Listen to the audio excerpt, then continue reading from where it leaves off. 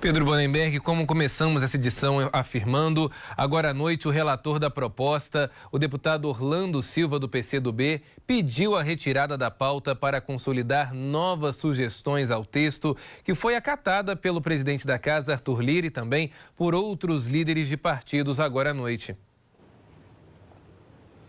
Pois é, Elias, e aí, sem nenhuma ingenuidade, a gente diz que além dessa boa vontade do deputado em retirar a proposta para melhorar esse texto, que é necessário, inclusive, a gente também teve a retirada porque não havia votos suficientes para aprovação desse texto. É um texto polêmico, é um texto que vem dividindo opiniões, que vem gerando muito debate nesses últimos dias. Só para a gente destacar um primeiro aspecto dessa proposta, ela quer combater a disseminação de desinformação, especialmente nas redes sociais, Facebook, Instagram, TikTok, por exemplo, mas também dentro dos aplicativos de mensagens privadas, como é o caso do WhatsApp e do Telegram.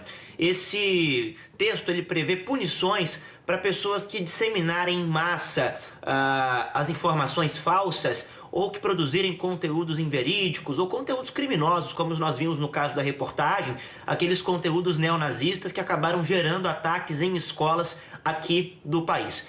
É um texto, um tema muito importante, mas que precisa de muito debate. Nós tivemos algumas atualizações hoje, Elias, bastante relevantes, entre elas uma decisão do ministro Alexandre de Moraes, do STF, o ministro que determinou que as empresas de tecnologia, como Facebook, Google, Instagram, enfim, todas essas big techs, removessem anúncios que fizeram contra a proposta que tramita agora na Câmara dos Deputados. Esse texto que é votado, chamado de PL das fake news.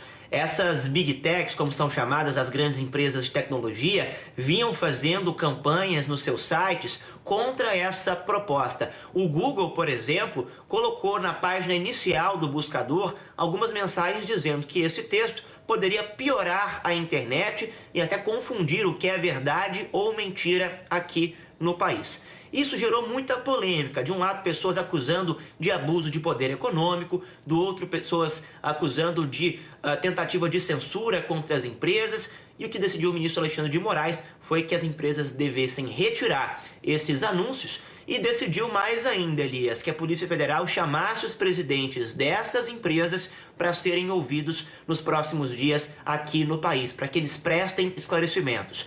O ministro Alexandre de Moraes se baseou num relatório publicado e produzido aqui no Rio de Janeiro pela UFRJ, pela Escola de Mídias Digitais, de Comunicações, que mostrou que essas empresas poderiam estar cometendo um abuso de poder econômico e de comunicação, utilizando desse artifício.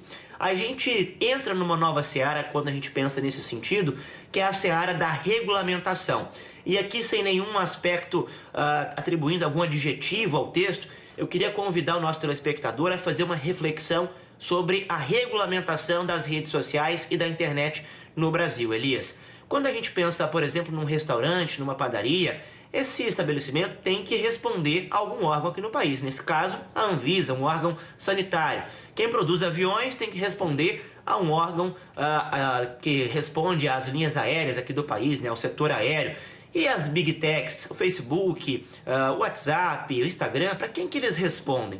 Eles não se dizem empresas de comunicação, se dizem empresas de tecnologia, mas ao mesmo tempo publicaram nesses últimos dias uma linha editorial nos seus perfis. Então, por exemplo, quem acessava o Google para saber o resultado do jogo do time de futebol, via ali um editorial do Google sobre esse aspecto, o que é classificado como propaganda, e por isso a gente tem uma investigação sobre isso aberta agora, tanto em relação a uma propaganda que foi publicada de forma irregular, como também o abuso econômico dessas grandes empresas. Fato é, Elias, que os crimes virtuais, o abuso de poder no meio virtual vem resultando em problemas reais no mundo real. Os ataques às escolas, os ataques a Brasília, as campanhas de desinformação que nós temos visto em todas as últimas eleições, especialmente nas últimas duas, desde 2018, de ambos os lados, né, da esquerda, da direita. Isso vem sendo difundido de uma forma muito grave e vem resultando na morte de pessoas, inclusive, né, na polarização política, nos ataques às escolas. Fato é, É preciso regulamentar esse setor, não pode ser terra de ninguém. Mas também é importante debater isso melhor aqui no país. É isso que pretende se fazer nos próximos dias, que esse texto seja melhor discutido e aí sim essa proposta seja novamente votada. Elias. Excelente, Pedro. De fato, é uma proposta extremamente importante para muitas pessoas que nos acompanham. As pessoas hoje discutiram bastante sobre esse projeto nas redes sociais, Pedro, e chamou a atenção a forma como foi mal debatido. A gente viu uma discussão bem acalorada agora à noite na Câmara dos Deputados sobre a proposta, sobre o tema, mas vimos também a internet numa polarização política, ideológica e principalmente de discursos. Muitos discursos, inclusive, estão em desacordo com o que propõe esse projeto de lei. É preciso estar atento, é preciso também saber o que está sendo discutido, porque muitas pessoas, Pedro, acabam aí indo na fala de algum parlamentar que ela goste mais ou aquele que ela goste menos, e isso faz com que as coisas se tornem, infelizmente, muito vazias, né? Um projeto de lei tão importante requer bastante atenção, bastante discussão, e agora a gente vai continuar, claro, acompanhando, porque envolve também questões como direitos autorais, a própria participação também da imprensa nesse papel das redes hoje, nas plataformas de tecnologias gigantes que comandam não somente no Brasil, como em outros países ao redor do mundo. E a gente segue, claro, vendo todos os desdobramentos dessas discussões. Pedro, obrigado.